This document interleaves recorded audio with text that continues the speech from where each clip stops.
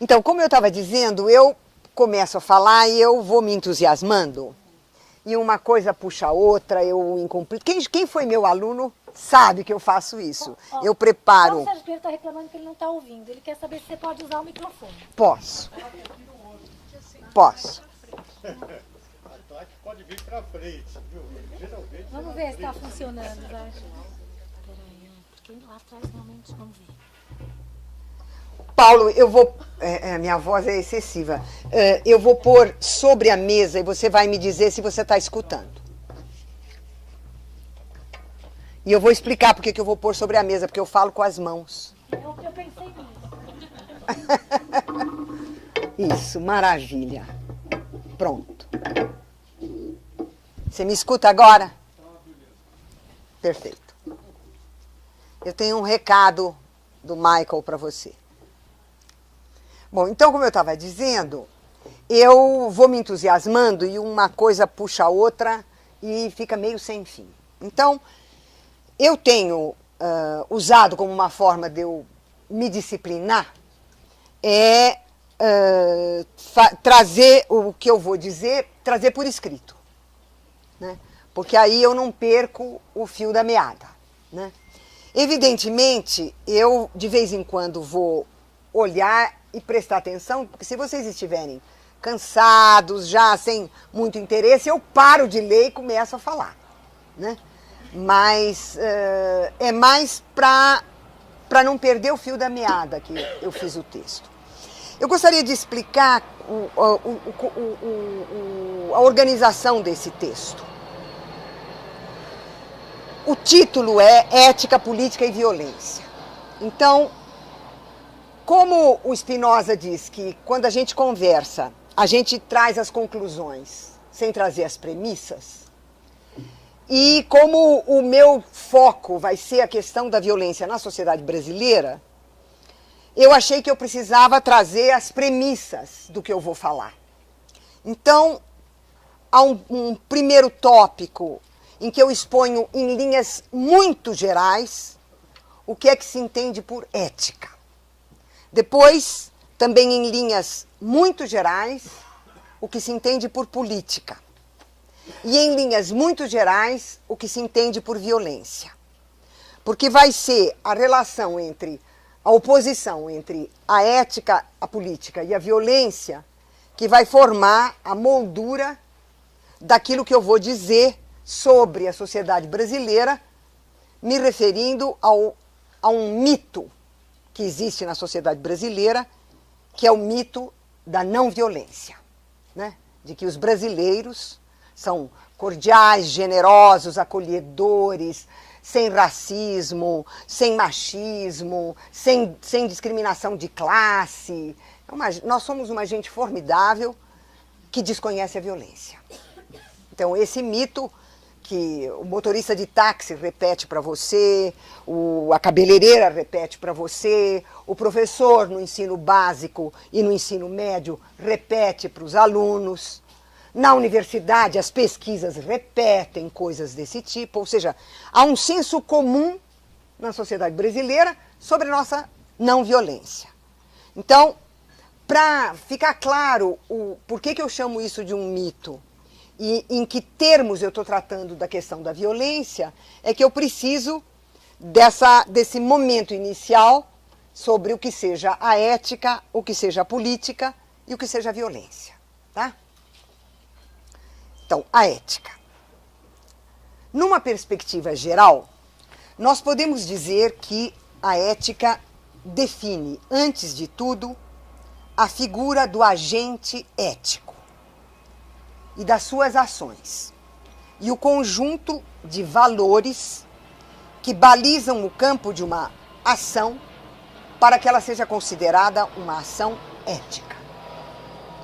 O agente ético é pensado como um sujeito ético, ou seja, em primeiro lugar, como um ser racional, ou seja, é um ser que é consciente de si e consciente daquilo que ele faz. Ele sabe o que ele faz. Ele é também um ser livre, que decide e escolhe o que ele faz.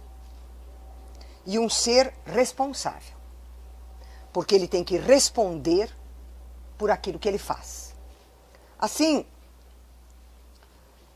consciência ou razão, liberdade e responsabilidade definem a figura de um agente ético. Sem esses três elementos, o sujeito em ação pode ser tudo o que a gente queira. Ele não é um sujeito ético.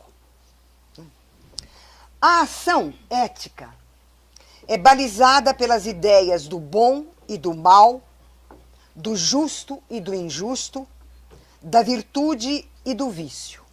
Isto é, por valores cujo conteúdo pode variar de uma sociedade para outra ou na história de uma mesma sociedade, mas que propõe sempre que existe uma diferença intrínseca entre as condutas que se realizam de acordo com o bem, o justo e o virtuoso, e as condutas que não se realizam dessa maneira. Assim, uma ação só será ética se ela for consciente, livre, responsável. E só será virtuosa se ela for realizada em conformidade com o bom e o justo. A ação ética só é virtuosa se ela for livre. E ela só é livre se ela for autônoma. A definição mais tradicional da liberdade na filosofia é que a liberdade é a ausência de coação ou de constrangimento externo sobre um agente. Essa ideia vai ser acrescida depois pela filosofia estoica, pela filosofia de Spinoza, pela filosofia contemporânea. Ela vai ser acrescida de mais uma ideia. Não é só que, para ser livre, é preciso que o agente não esteja coagido, constrangido, submetido a uma força externa que o obriga a agir de uma determinada maneira, mas é preciso que ele também não esteja coagido, submetido, dominado por forças internas irracionais que o levam a agir de uma determinada maneira, ou seja, que ele não esteja dominado pelas paixões, né? Que ele não seja guiado pelo impulso, pelo instinto e pela paixão, porque nesse caso existe uma força interior que domina e coage o agente a agir de uma determinada maneira, então ele não é livre. Então a liberdade pressupõe ausência de constrangimento e coação externa e ausência de constrangimento e coação interna. Um outro ser humano que age sobre mim, ou eu mesma levada pelo meu instinto, meus impulsos e as minhas paixões. Né? Uma ação só será ética se for consciente, livre, responsável, e só será virtuosa se for realizada em conformidade com o bom e o justo. A ação ética só é virtuosa se ela for livre. E ela só será livre se ela for autônoma. Isto é, se ela resultar de uma decisão interior ao próprio agente. E não vier da obediência a uma ordem, a um comando ou a uma pressão externos, ou a impulsos e paixões internos. Como a palavra autonomia indica, né, do grego autos, si mesmo, nomos, a regra, a norma, né, é autônomo aquele que é capaz de dar a si mesmo as regras e as normas da sua ação. Evidentemente, isso leva a perceber que há um conflito entre a autonomia do agente ético e a heteronomia dos valores morais da sua sociedade. Bom, deixar esclarecer que, embora a gente use ética e moral como termos sinônimos, não são, né? A palavra ética vem de etiketa, etike em grego, e que se refere ao estudo e à formação do caráter. Isto é, obrigada, isto é aquilo que os gregos chamavam de o ethos. Agora melhor, né? Tá ótimo, obrigada. Depois vamos ver. Tá ótimo. Melhorou, né? Então, o ethos é o caráter de alguém e a ética se refere à formação desse caráter para que ele realize a ação virtuosa, isto é, a ação livre, consciente, responsável. Moral vem do latim mores, que significa os costumes. No caso dos latinos, a ideia era de que a formação do caráter consistia em educar cada um para se adequar e se conformar aos costumes estabelecidos pela tradição. Então, quando modernamente a gente pensa a questão da ética e da moral, a gente é levado a perceber que há um conflito. Por quê? A ética exige que o agente seja autônomo, que ele seja capaz de raciocinar, avaliar, deliberar e decidir alguma coisa por si mesmo. A moral é o conjunto de normas, regras e valores que a sociedade estabeleceu. E, portanto, com relação ao agente, a moralidade cria uma situação de heteronomia, porque ela está fora do agente. E em vez dele agir em conformidade com a sua razão, a sua liberdade, a sua responsabilidade, ele vai tender a agir para se adequar às regras, ordens e costumes da sociedade. De tal maneira que nós chegamos a um paradoxo no qual a moral impede a ética. Bom, essa questão ocupou os filósofos por séculos. Existem bibliotecas e bibliotecas para resolver esse problema. Eu vou apresentar de uma maneira muito simplificada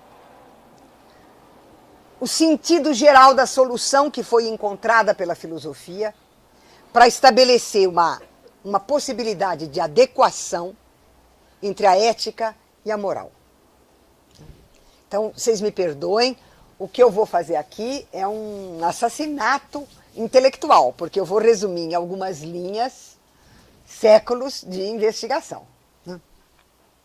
Então, evidentemente, isso leva a perceber que há um conflito entre a autonomia do agente ético e a heteronomia dos valores morais e dos fins que, do exterior, obrigam o agente a agir de uma determinada maneira e, por isso, operam como uma força externa que o pressiona a agir segundo algo que não foi pensado, nem determinado e decidido por ele mesmo. Em outras palavras, o agente não age em conformidade consigo mesmo, e sim em conformidade com algo que lhe é exterior e que constitui a moral da sua sociedade. Bom, agora vem o resumo da solução que foi encontrada. Esse conflito só pode ser resolvido se o agente reconhecer os valores morais da sua sociedade como se tivessem sido instituídos por ele, como se ele pudesse ser o autor desses valores ou das normas morais da sua sociedade, porque neste caso ele terá dado a si mesmo as normas e as regras da sua ação e poderá ser considerado autônomo. Por esse motivo, várias éticas filosóficas tendem a resolver o conflito entre a autonomia do agente e a heteronomia dos valores e fins morais, propondo a figura de um agente racional, livre, universal. O ser humano. Ou o homem com H maiúsculo. Né? Ou seja, este agente universal é aquele com o qual todos os agentes individuais se sentem em conformidade, no qual todos se reconhecem como instituidores das regras, das normas e dos valores morais. Então, a ideia é de que é preciso libertar a moral do caráter de exterioridade que ela tem com relação ao agente. Isso só pode ocorrer se as normas morais não aparecerem como uma tradição da sociedade, como aquilo que ao longo do tempo uma sociedade estabeleceu através dos seus costumes. Os próprios valores da moral têm que aparecer como tendo sido racionalmente e livremente instituídos por um ser humano tomado na sua universalidade.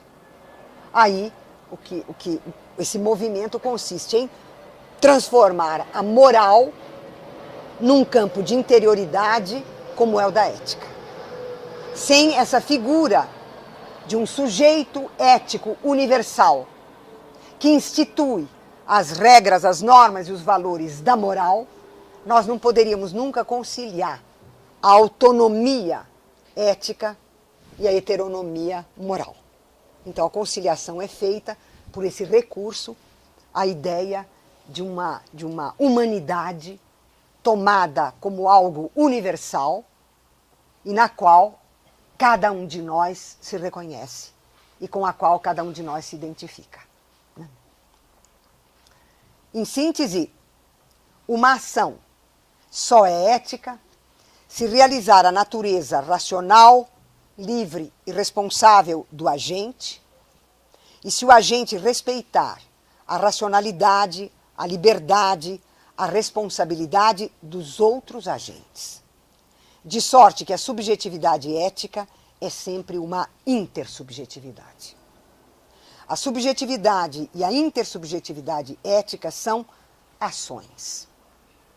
A ética, por isso, não existe como um conjunto um catálogo de valores, de normas e de regras que existiria em algum lugar e ao qual nós vamos para saber o que fazer.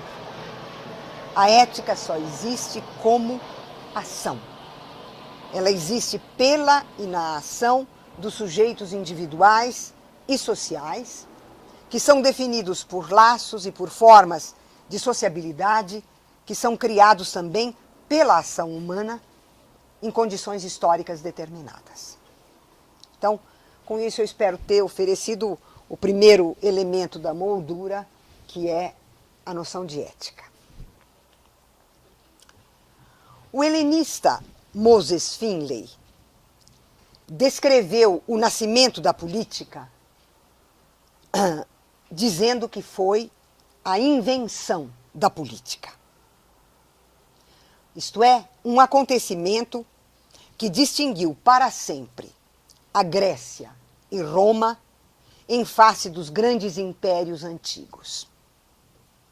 Por que invenção? Porque os gregos e os romanos não dispunham de modelos, mas eles tiveram que inventar a sua própria maneira de lidar com os conflitos e as divisões sociais. A política foi inventada quando surgiu a figura do poder público, por meio da invenção do direito e da lei, isto é, a instituição dos tribunais, e da criação de instituições públicas de deliberação e decisão, isto é, as assembleias gregas e o Senado romano.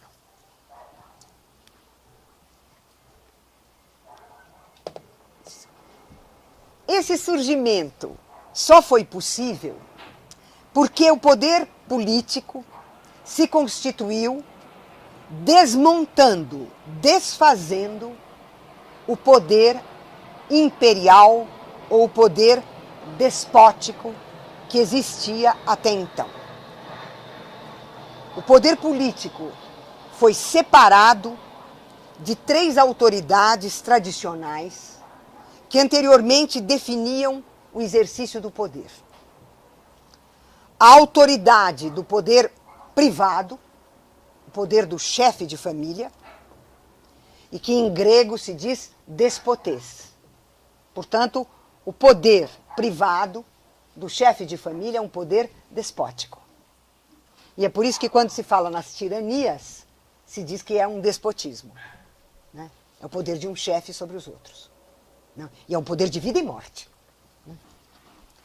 Então, a autoridade do poder privado ou econômico do chefe de família, em grego o despotes, de cuja vontade dependiam a vida e a morte dos membros da família, A do chefe militar, que detinha o poder da guerra e da paz. E a do chefe religioso, que detinha o poder de estabelecer a relação entre o mundo e o sagrado. Essas 3 figuras da autoridade, nos impérios antigos, estavam unificados num chefe único, o rei.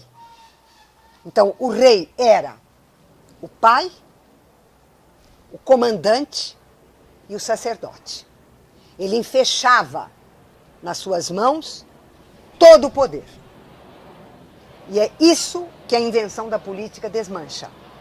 A política vai nascer para separar essas formas de autoridade, né? Então, a política nasceu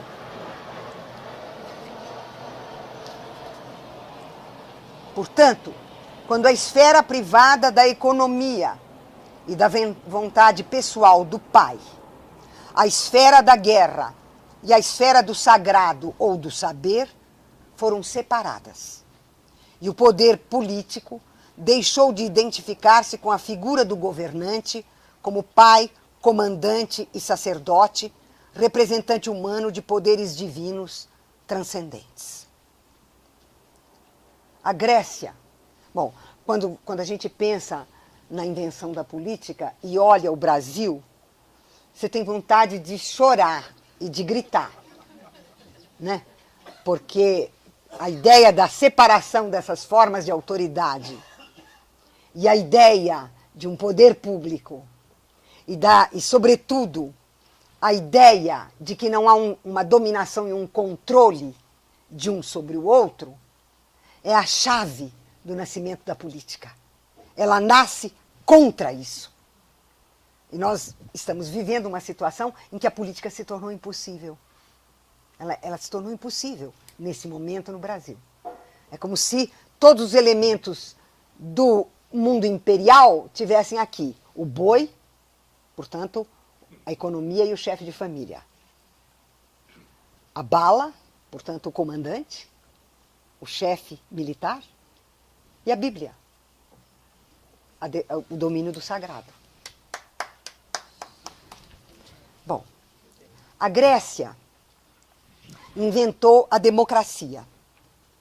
Todos os homens adultos nascidos na polis eram cidadãos com isonomia e isegoria. Isonomia, igualdade perante a lei, isegoria, igualdade do direito à palavra na Assembleia, né? Eles eram membros natos das assembleias e dos tribunais, participantes da força militar, que se realizava sob a forma da milícia popular, isto é, dos cidadãos armados. Roma inventou a república. A res publica, ou a coisa pública, era o solo de Roma, distribuído entre as famílias fundadoras da civitas, os pais fundadores ou os patres, de onde vinham os patrícios, os únicos que possuíam a cidadania. Assim, a República Romana não era democrática como a polis grega, mas era uma república oligárquica. Os homens adultos, membros das famílias patrícias, eram os cidadãos, isto é, os membros do Senado, das magistraturas e comandantes militares. A plebe, excluída da cidadania ou da participação direta no governo, fazia-se representar no Senado pelo tribuno da plebe. Ela elegia um patrício que a representava. E ela atuava politicamente por meio do plebiscito, por meio do qual ela se manifestava diretamente a favor ou contra uma decisão do Senado, ou fazia propostas ao Senado, além de participar da força militar na qualidade de comandada. O que, portanto, é criado é o espaço público, né? O espaço público da discussão, da deliberação e da decisão. Né? Nós estamos acostumados a aceitar a definição liberal da democracia como regime da lei e da ordem para a garantia das liberdades individuais. Embora a democracia apareça justificada como um valor ou como um bem, de fato, ela é encarada pelo critério da eficácia, que é medida no plano legislativo pela ação dos representantes, entendidos como políticos profissionais, e no plano do poder executivo pela atividade de uma elite de técnicos competentes aos quais cabe a direção do Estado. A democracia, em termos liberais, é, portanto, reduzida a um regime político eficaz, baseado na ideia da cidadania organizada em partidos políticos e se manifesta no processo eleitoral de escolha dos representantes, na rotatividade dos governantes e nas soluções técnicas para os problemas econômicos e sociais. Ora, existe na prática democrática e nas ideias democráticas uma profundidade e uma verdade muito maiores e superiores ao que o liberalismo percebe e deixa perceber. E, em particular, o significado, para além do liberalismo, dos três grandes direitos com os quais a política nasce: a igualdade, a liberdade e a participação nas decisões. Por exemplo, o que significam as eleições? O liberal dirá que é a rotatividade dos governos, alternância no poder. Não é isso. As eleições simbolizam um dos pontos essenciais da democracia, ou seja, que o poder não se identifica com os ocupantes do governo, não lhes pertence, é sempre um lugar vazio que periodicamente os cidadãos preenchem com representantes, podendo revogar seus mandatos se não cumprirem o que lhes foi delegado para representar. Então, a eleição não é a rotatividade, a alternância no poder. A eleição significa que eu determino quem detém a soberania, quem é o soberano. O soberano é o povo. O soberano são os cidadãos. É isso que a democracia real significa. É também uma característica nuclear da democracia que somente nela se torne claro o princípio republicano da separação entre o público e o privado. De fato, com a ideia e a prática da soberania popular, na democracia se distinguem o poder e o governo. O poder pertence aos cidadãos, que o exercem instituindo as leis e as instituições políticas ou o Estado. E o governo é uma delegação de poder, por meio de eleições, para que alguns, no legislativo e no executivo, assumam, bom, numa verdadeira democracia, no judiciário também, né? Assumam a direção da coisa pública. Em outras palavras, somente na democracia os governantes não podem identificar-se com o poder, nem apropriar-se privadamente dele. O poder é um lugar simbólico, sempre vazio, pois pertence aos cidadãos. Que significam as ideias de situação e oposição, maioria e minoria, cujas vontades devem ser respeitadas e garantidas pela lei? Significam que a sociedade não é uma comunidade una, indivisa, voltada para o bem comum, e esse bem é obtido por consenso. Ao contrário, a democracia é a admissão de que a sociedade está internamente dividida, que as divisões são legítimas e que elas devem expressar-se publicamente. Em outras palavras, a democracia é o único regime político que considera o conflito legítimo e institui meios para que ele possa se exprimir. E é por isso que uma das outras tragédias que nós estamos vivendo é o fato de que nós não pudemos trabalhar o conflito. Ele foi transformado em confronto. E como diria Maquiavel, do conflito nós passamos à guerra. Né? Então, novamente, a perda da política e da política democrática. Né? Ou seja, nós estamos vivendo um momento trágico, trágico. Né? Da mesma maneira, as ideias de igualdade e liberdade, como direitos civis dos cidadãos, vão muito além da sua regulamentação jurídica formal. Esses dois direitos significam que os cidadãos são sujeitos de direitos. E que onde esses direitos não existam ou não estejam garantidos, tem-se o direito de lutar por eles, exigi-los e instituí-los. É esse o coração da democracia, a criação de direitos. E por isso mesmo, como criação de direitos, ela está aberta aos conflitos, às disputas e aberta ao novo. O que é um direito? Um direito difere de uma necessidade ou uma carência e difere de um interesse. Uma necessidade ou uma carência é alguma coisa particular, específica. Por exemplo, alguém pode ter necessidade de água, um outro grupo, necessidade de comida, um outro grupo, necessidade do transporte, um outro tem carência de hospitais, um outro de escolas. Há tantas necessidades e carências quanto os indivíduos e grupos sociais. E elas são sempre específicas. Né? Um interesse também é algo particular e específico, dependendo do grupo ou da classe social que o defende. As necessidades ou carências, assim como os interesses, tendem a ser conflitantes, porque eles exprimem as especificidades de diferentes grupos e classes sociais. Um direito, porém, ao contrário das necessidades, carências e interesses, nunca é particular e específico. Um direito é geral e universal. Ele é válido para todos os indivíduos, todos os grupos e todas as classes sociais.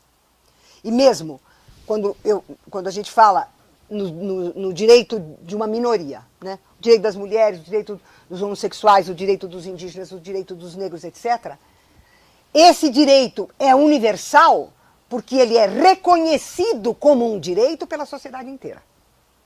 Então, a marca de um direito é a sua universalidade. Seja porque ele é universalmente válido para todos, seja porque ele é universalmente reconhecido como válido por todos.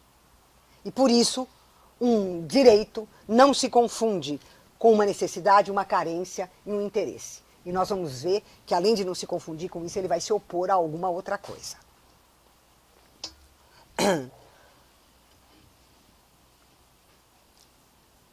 Assim, por exemplo, a carência de água e de comida manifesta algo mais profundo: o direito universal à vida. O direito de moradia ou de transporte manifesta algo mais profundo: o direito a boas condições de vida. Da mesma maneira, o interesse, por exemplo, dos estudantes exprime algo mais profundo: o direito à educação e à informação. Em outras palavras, se nós tomarmos as diferentes carências e os diferentes interesses, nós veremos que sob eles estão pressupostos direitos. E um direito, justamente por sua universalidade, se opõe ao privilégio. Um privilégio é sempre particular e nunca pode se universalizar. Um privilégio que se universalize não é um privilégio. O direito é aquilo que vale para todos, o privilégio é aquele que é posse só de alguns. Onde houver privilégio, não tem democracia. Justamente porque opera com o conflito e com a criação de direitos, a democracia não se confina a um setor específico da sociedade no qual a política se realizaria, o Estado. Mas ela determina a forma das relações sociais e de todas as instituições. Ou seja, ela é aquele regime político que é também uma forma social da existência coletiva. A democracia, mais do que um regime político, se refere à sociedade democrática. Dizemos então que uma sociedade, e não um simples regime de governo, é democrática, quando além de eleições, partidos políticos, divisão dos 3 poderes da República, respeito à vontade da maioria e das minorias, institui algo mais profundo, que é condição do próprio regime político, ou seja, quando a sociedade institui direitos. E essa instituição é uma criação social, de tal maneira que a atividade democrática social é verdadeiramente uma atividade histórica. Isto é, ela está aberta ao tempo, ao possível, às transformações, ao novo. E ela se realiza como um contrapoder social que determina, dirige, controla e modifica a ação estatal e o poder dos governantes, isto é, os movimentos sociais. Em outras palavras, só há democracia com a ampliação contínua da cidadania. E por esse motivo, a cidadania, que nas chamadas democracias liberais se define apenas pelos direitos civis, numa democracia social real, ao contrário, amplia o sentido dos direitos, abrindo o campo das lutas populares por direitos econômicos, direitos sociais, direitos culturais, opondo-se aos privilégios da classe dominante. Bom, se é isso a ética e se é isso a política, vamos ver um dos elementos que bloqueiam a ética e a política e se opõem a ela, que é a violência. Posso continuar? Sim. Etimologicamente, violência vem do latim vis, força. E significa, tudo o que usando a força, tudo que age usando a força para ir contra a natureza de algum ser. Violência é desnaturar. 2. Todo ato de força contra a espontaneidade, a vontade e a liberdade de alguém. Violência é coagir, constranger, torturar, brutalizar. 3. Todo ato de violação da natureza de alguém ou de alguma coisa que é valorizada positivamente por uma sociedade. A violência é o ato de violar alguém ou alguma coisa. 4. Todo ato de transgressão contra aquelas coisas e ações que alguém ou uma sociedade define como justas e como um direito. A violência é expoliar e praticar deliberadamente a injustiça.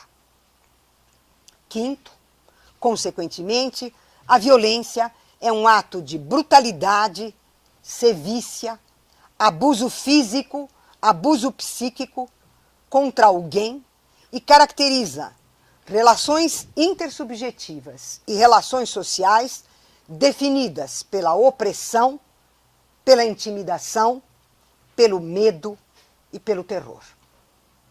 A violência é a presença da ferocidade nas relações com o outro, enquanto o outro, por ele ser um outro. Ela é o oposto da coragem e da valentia. Porque, como já dizia Montaigne, a violência é o exercício da crueldade. Se é isso a violência, é evidente que ela se opõe à ética. Porque ela trata seres racionais, sensíveis, dotados de linguagem, de responsabilidade e liberdade, como se eles fossem coisas. Isto é, irracionais, insensíveis, mudos, inertes, passivos. Ou seja, tratar um outro ser humano como uma coisa, tratar um sujeito como um objeto, é uma violência que torna impossível a ética. Né? Na medida em que a ética é inseparável da figura do sujeito racional, voluntário, livre, responsável, tratá-lo como se fosse desprovido de razão, vontade, liberdade e responsabilidade é tratá-lo não como um humano, mas como uma coisa, fazendo-lhe violência nos 5 sentidos que nós demos a essa palavra. Da mesma maneira, é evidente que a violência se opõe à política democrática, uma vez que essa se define pela figura do sujeito político como um sujeito de direitos, que age pela criação, conservação e garantia de direitos contra a dominação dos privilégios, e que impede o exercício do poder pela força, pela opressão, pela intimidação, pelo medo e pelo terror. Bom, se é isso a violência que acontece agora conosco. Eu passo então ao meu penúltimo tópico, o mito da não violência brasileira. Há no Brasil um mito muito poderoso, o da não violência brasileira. Isto é, a imagem de um povo generoso, alegre, sensual, solidário, que desconhece o racismo, o machismo, a homofobia, que respeita as diferenças étnicas, religiosas e políticas, sem preconceitos, porque não discrimina as pessoas por sua classe social, nem por suas escolhas sexuais, religiosas ou profissionais. Por que eu estou empregando a palavra mito, em vez de simplesmente falar numa ideologia, na ideologia da não violência? Eu estou empregando a palavra mito com os seguintes sentidos. São os sentidos que vêm da antropologia e da psicanálise. Então, em primeiro lugar, como indica a palavra grega mitos, o mito é uma narrativa da origem que é reiterada em inúmeras narrativas derivadas que repetem a matriz da primeira narrativa, a qual, entretanto, já é uma variante de uma outra narrativa cuja origem se perdeu. Então, o mito é a narrativa da origem, que repete uma narrativa sobre a origem que se perdeu lá na origem. Né? Então, o grande mito brasileiro, ou o nosso mito fundador, elaborado desde a época das grandes descobertas marítimas, é o de que o Brasil é uma terra abençoada por Deus, destinada a um grande futuro, cadinho de todas as raças, generoso com os seus e acolhedor com os estrangeiros. Essa narrativa da origem, que começa já no século XVII, opera no XVIII e se consolida no XIX e no XX, tem a função de assegurar que a sociedade brasileira conserva a sua identidade originária sob as transformações históricas. Em segundo lugar, segundo motivo de eu usar o mito, como explica a antropologia, o mito opera com antinomias, tensões e contradições que não podem ser resolvidas sem uma profunda transformação da sociedade no seu todo. E por esse motivo, essas antinomias, essas tensões, essas contradições são transferidas para uma solução imaginária, que torna suportável e justificável uma realidade que é tensa, conflituosa e contraditória. O mito tem, assim, uma função imaginária de compensação. Eu não posso resolver efetivamente as contradições no plano da realidade. Eu os resolvo no plano imaginário, no plano simbólico, através do mito. Mantendo, portanto, as contradições, as tensões e os conflitos. Em terceiro lugar, o mito cristaliza-se em crenças que são interiorizadas num grau tal que não são percebidas pelos sujeitos sociais como crenças, mas são tidas não só como uma explicação da realidade, mas como sendo a própria realidade. Ou seja, o mito substitui a realidade pela crença na realidade narrada por ele e torna invisível a realidade existente. E em quarto lugar, o mito resulta de ações sociais e produz como resultado outras ações sociais que o confirmem. Isto é, um mito produz valores, ideias, comportamentos e práticas que o reiteram na e pela ação dos membros da sociedade. Ou seja, o mito não é um simples pensamento, uma simples crença. O mito é uma forma de ação. Muitos indagarão como o mito da não-violência brasileira pode persistir sob o impacto da violência real, cotidiana, conhecida de todos e que nos últimos tempos é ampliada por sua divulgação e difusão pelos meios de comunicação de massa. Ora, é justamente por ser um mito, no sentido que demos a esse conceito, que a não-violência pode ser mantida a despeito da realidade. Em outras palavras, o mito da não-violência permanece porque, graças a ele, admite-se a existência factual da violência e, ao mesmo tempo, se podem fabricar explicações para denegá-la no instante mesmo em que ela está sendo admitida. Assim, é exatamente como um modo de interpretação brasileira da violência que o mito encontra meios para se conservar. Olhemos por um instante o fenômeno espetacular em que a violência é negada no instante mesmo em que ela está sendo exibida. Produção de várias imagens da violência que ocultam a violência real. Esse ocultamento é impressionante porque ele ocorre no próprio instante em que os meios de comunicação de massa expõem e exibem atos de violência. Se nós fixarmos a nossa atenção no vocabulário empregado pelos meios de comunicação, televisão, imprensa, rádio, nós observaremos que os vocábulos se distribuem sempre de uma maneira sistemática. Fala-se em chacina e massacre para se referir ao assassinato em massa de pessoas indefesas, como crianças, favelados, encarcerados, indígenas, sem terras.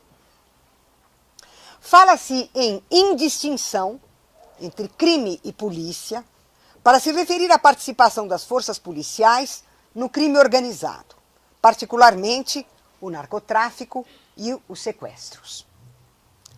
Fala-se em guerra civil tácita para se referir ao movimento do sem-terra, aos embates entre garimpeiros e indígenas, policiais e narcotraficantes, aos homicídios e furtos praticados em pequena e larga escala, mas também para se referir ao aumento do contingente de desempregados, os habitantes de rua, e para falar dos acidentes de trânsito. Fala-se em vandalismo, para se referir a assaltos a lojas, mercados, supermercados, depredações de edifícios públicos, quebra-quebra de ônibus e trens no transporte público. Fala-se em fraqueza da sociedade civil, para referir-se à ausência de entidades e organizações sociais que articulem demandas, reivindicações, críticas e fiscalização dos poderes públicos. E fala-se em debilidade das instituições políticas, para referir-se à corrupção nos três poderes da República, à lentidão e o segredo no poder judiciário e à falta da modernidade política. Essas imagens têm a função de oferecer uma imagem unificada da violência, que seria uma espécie de núcleo de todas essas imagens da violência. Chacina, massacre, vandalismo, guerra civil tácita e indistinção entre polícia e crime pretendem indicar qual é o lugar onde a violência se situa e se realiza. É lá. Ou seja, essas imagens têm a tarefa de circunscrever a lugares onde existe violência. As expressões fraqueza da sociedade civil, debilidade das instituições políticas são apresentadas como impotentes para coibir a violência, que, portanto, estaria localizada num outro lugar e não nas próprias instituições sociais e políticas. Assim, o conjunto dessas imagens indica que há uma divisão entre dois grupos. De um lado, estão os grupos portadores de violência. E de outro lado, os grupos impotentes para combatê-la. Então, está tudo organizado, é tudo claro, não há problema.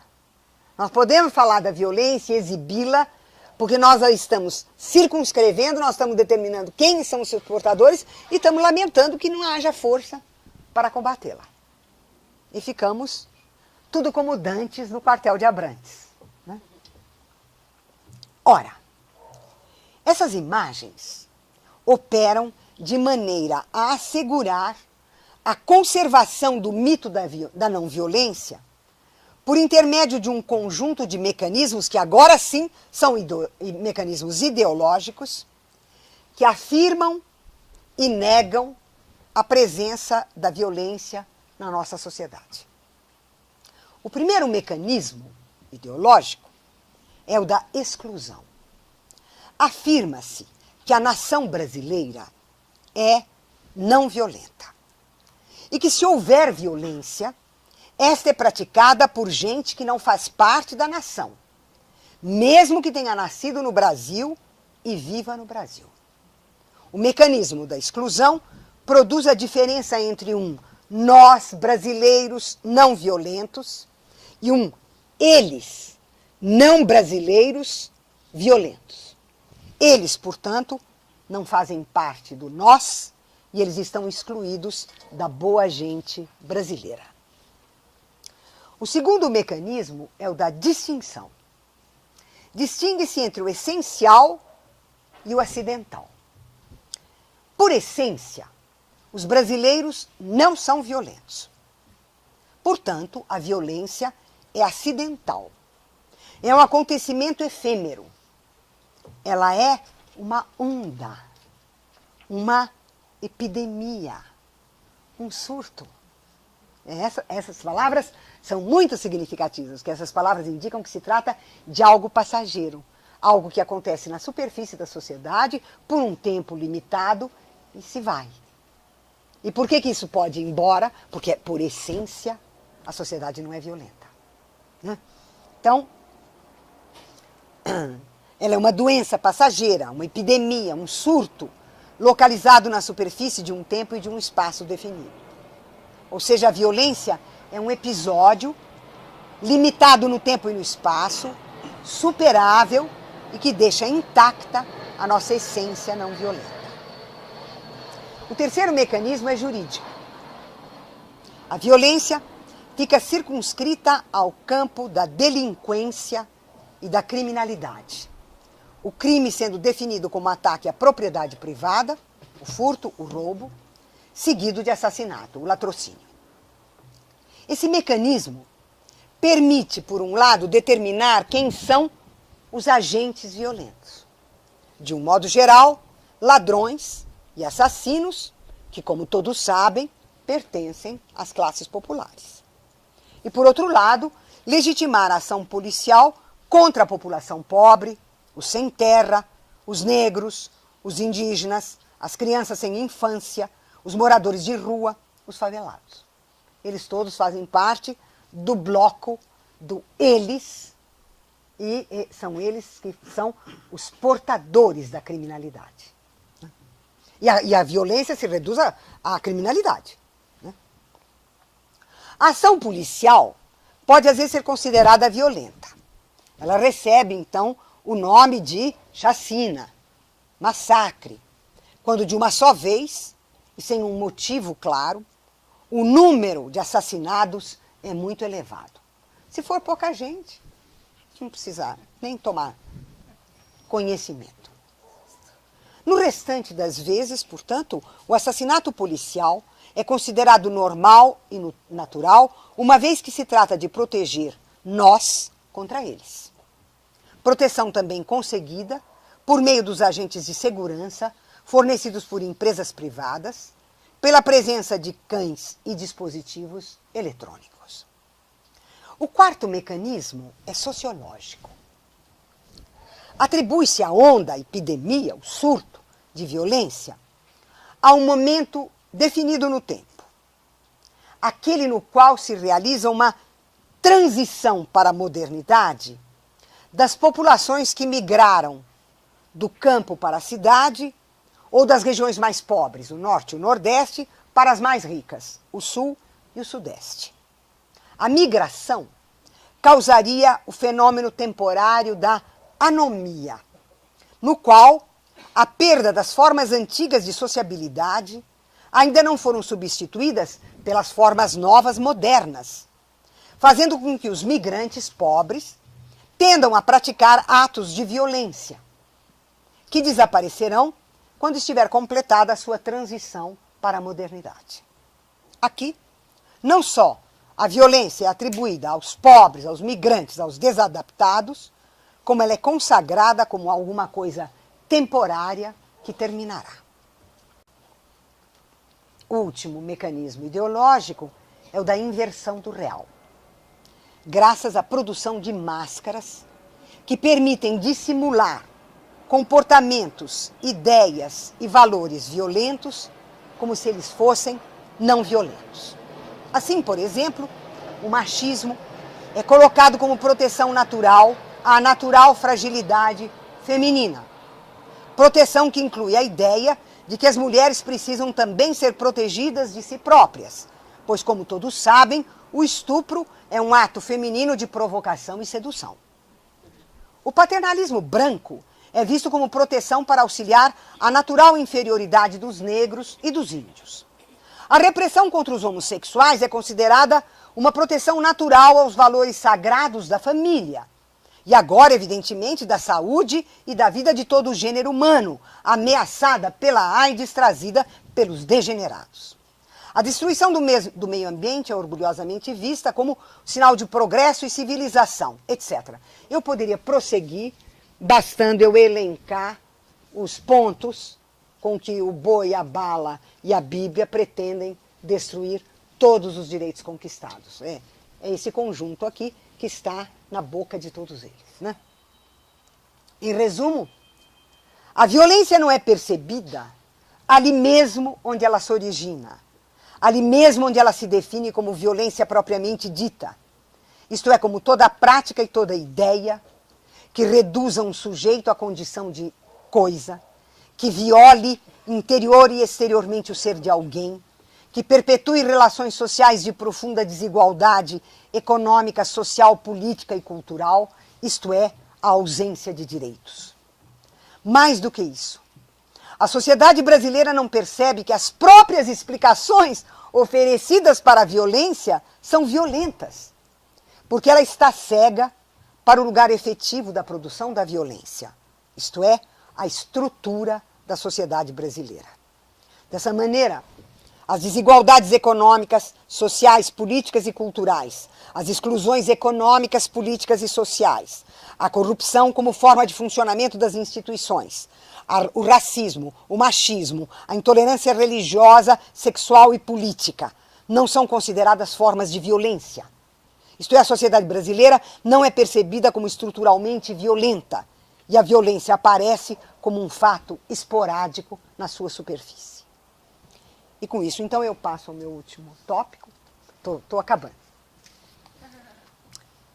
O fundamento da violência brasileira, a sociedade autoritária. Para nós compreendermos o que se passa na nossa sociedade, nós precisamos passar da violência física à violência simbólica. Isto é, a maneira como a nossa sociedade se estrutura em termos de, e agora eu estou me referindo efetivamente aos mores, né? a essa moralidade vigente como senso comum nosso, né? Valores, normas e regras que organizam as relações sociais e políticas. Em outras palavras, nós precisamos passar à cultura no sentido amplo do termo, isto é, como definição simbólica do espaço, o próximo e o distante, o alto e o baixo, do tempo, o passado, o presente e o futuro, as distinções entre o bem e o mal, o verdadeiro e o falso, o justo e o injusto, o belo e o feio, o sagrado e o profano, o possível e o impossível. Esse é o campo da cultura, né? Evidentemente, nós não podemos aqui percorrer todos esses valores, mas simplesmente supor a presença de alguns deles como estruturantes das relações de violência no Brasil. Conservando as marcas da sociedade colonial escravista, a sociedade brasileira é marcada pelo predomínio do espaço privado sobre o espaço público. E tendo no centro a hierarquia familiar, é uma sociedade etimologicamente e sociologicamente despótica, fortemente hierarquizada em todos os seus aspectos. Nela, as relações sociais e intersubjetivas são sempre realizadas como relação entre um superior que manda e um inferior que obedece. Isso aparece na pergunta mais simples durante uma altercação. Você sabe com quem está falando? Meu marido é estadunidense. E ele disse, isso seria incompreensível para um estadunidense, porque numa altercação, um fala para o outro, quem você pensa que você é? Aqui não. Você sabe com quem está falando? Imediatamente a relação é uma relação de hierarquia entre um superior e um inferior. Na coisa mais simples, na padaria, no supermercado, na feira, no trânsito. É assim a relação social. A relação social básica é entre um superior e um inferior. Então, nela, as relações sociais intersubjetivas são sempre realizadas como relação entre um superior que manda e um inferior que obedece. As diferenças e assimetrias são sempre transformadas em desigualdades que reforçam a relação de mando e obediência. O outro jamais é reconhecido como um sujeito, tanto no sentido ético quanto no sentido político do termo. Ele é jamais reconhecido como uma subjetividade e como uma alteridade. As relações entre os que se julgam iguais são de parentesco, de compadrio, isto é, de cumplicidade. E entre os que são vistos como desiguais, o relacionamento toma a forma do favor, da clientela, da tutela, da cooptação. E quando a desigualdade é muito marcada, assume a forma da opressão e da repressão. É uma sociedade que naturaliza as desigualdades econômicas e sociais, as diferenças étnicas, que são postas como desigualdades naturais entre superiores e inferiores, assim como naturaliza as diferenças religiosas e de gênero, levando à naturalização de todas as formas visíveis e invisíveis da violência. Micropoderes se capilarizam em toda a sociedade e capilarizam, através deles, o autoritarismo, que partindo da família e na família, se espraia para a escola, o hospital, as relações de trabalho, os meios de comunicação, o comportamento social nas ruas, o tratamento dado aos cidadãos pela burocracia estatal, cristaliza-se nas instituições públicas e no desprezo do mercado pelos direitos do consumidor. A violência policial é apenas mais um caso de despotismo que estrutura toda a nossa sociedade. Ou seja, a violência policial não é uma exceção escandalosa, mas é parte da regra da sociabilidade brasileira, que opera com o encolhimento do espaço público e o alargamento do espaço privado. Portanto, o encolhimento do espaço da lei e do direito e o alargamento do espaço do interesse e do privilégio. Anela o fascínio pelos signos de prestígio e de poder, que marcam a presença dos privilégios na relação com o outro, como uma relação entre um superior e um inferior. É o caso, por exemplo, da importância dada ao diploma universitário, não como sinal de conhecimento, mas como signo de status social. Da mesma maneira, há uso de títulos honoríficos, sem qualquer relação com a sua possível pertinência ou atribuição. O caso mais correntio sendo o uso de doutor, quando na relação social o outro se sente ou é visto como superior, e doutor é o substituto imaginário para antigos títulos de nobreza. Já que eu não posso chamá-lo de senhor conde, senhor barão, senhor marquês, doutor. Né? Esse mesmo fascínio por status e prestígio aparece na manutenção da criadagem doméstica, cujo número, ao aumentar, aumenta o prestígio e o status do seu detentor. Pesquisas recentes revelam que o Brasil é o país que tem o maior número de serviçais domésticos. E, sobretudo, é o país no qual as casas dominantes possuem um número absurdo de servidores domésticos. Eu pensei que fosse a Colômbia, mas somos nós. Eu tenho uma amiga colombiana e uma das coisas que ela estranhava no Brasil é você chega na sua casa e, em vez de você apitar um treco lá, e os servidores virem abrir o portão para você entrar e para entrar o carro e tal, você aperta um treco e você mesma abre, você entra. Ela sempre dizia, mas e para que os empregados? E se você chega a 1h da manhã, o empregado está lá de plantão. Em Bogotá, o cara fica de plantão esperando o cara chegar. Eu imagino, se a pesquisa diz que nós somos pior que a Colômbia, que aqui no Brasil é a mesma coisa. E ninguém considera isso uma violência. É disso que eu estou falando. Né? A sociedade é tão violenta que ela considera que isso é prestígio. Né? É um horror. O Brasil é um horror. Bom, a sociedade brasileira está polarizada entre a carência das camadas populares e os privilégios das camadas dominantes e dirigentes, sendo espantoso que nos últimos 15 anos, os programas governamentais de transferência de renda tenham tirado 42 milhões de pessoas da linha da miséria, garantindo-lhes o direito a 3 refeições diárias e a moradia. Durante 500 anos, essa miséria foi considerada natural ou simplesmente ignorada, dando a medida da violência da nossa sociedade. Os acontecimentos de 2016 operam para repor a violência econômica e social,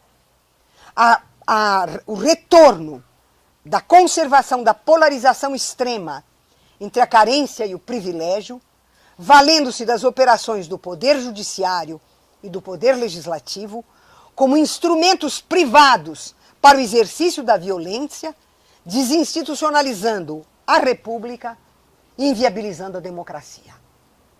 De fato, o autoritarismo vem se exprimir no modo de funcionamento da política.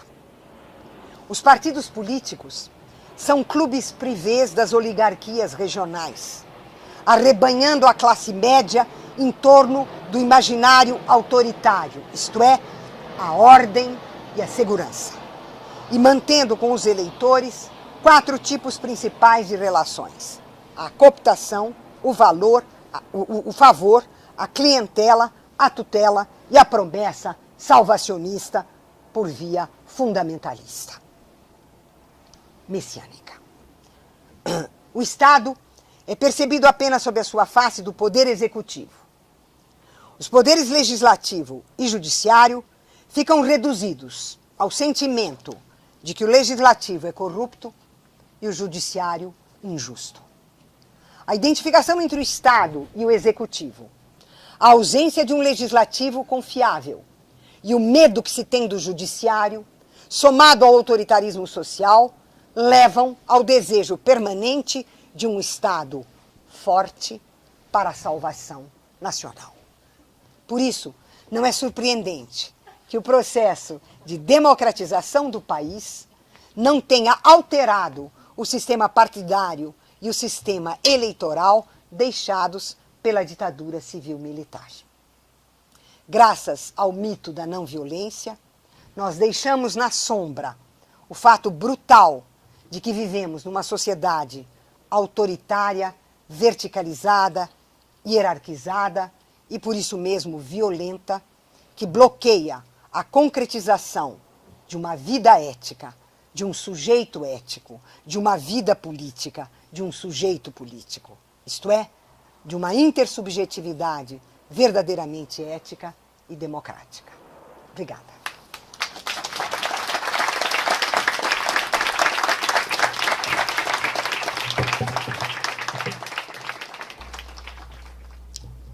Eu vou encerrar com uma colocação feita por um jovem de 17 anos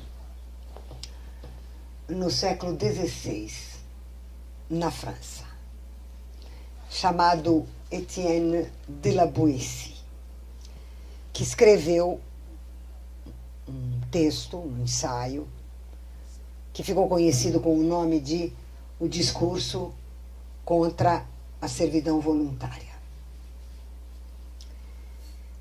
E o La Boétie pergunta como explicar que países inteiros, cidades inteiras, pessoas se submetam a um tirano, quando, na verdade, o tirano só se mantém pela força das armas. Depois o La Boétie diz, não, ele usa as armas porque ele tem medo, é ele que tem medo. Se ele não tivesse medo, ele não precisaria das armas. A questão não é tanto o de saber por que todos obedecem ao tirano. Isso é o de menos. Ele diz, o tirano tem um corpo igual ao de qualquer um de nós. Ele tem 2 olhos, 2 orelhas, uma boca, 2 mãos e 2 pés. Como explicar que ele possa espionar o país inteiro? Quem deu para ele milhares de olhos com que ele nos espiona? Quem deu para ele milhares de ouvidos com os quais ele nos espiona? Quem deu para ele esses milhares de mãos com os quais ele nos esgana? Quem deu para ele esses milhares de pés com os quais ele nos esmaga? E o Lavoisier diz, mas fomos nós. Os 1000 olhos do tirano, ele recebeu de nós. Os 1000 ouvidos do tirano, ele recebeu de nós. As 1000 mãos do tirano, ele recebeu de nós. Os 1000 pés que ele tem, ele recebeu de nós. Derrubar um tirano não significa que eu tenha que lutar contra ele. Eu derrubo um tirano se eu não der para ele aquilo que ele está pedindo. Se eu não der para ele os meus olhos, os meus ouvidos, as minhas mãos, os meus pés, a minha boca, meu coração e meu pensamento. Contra a servidão voluntária.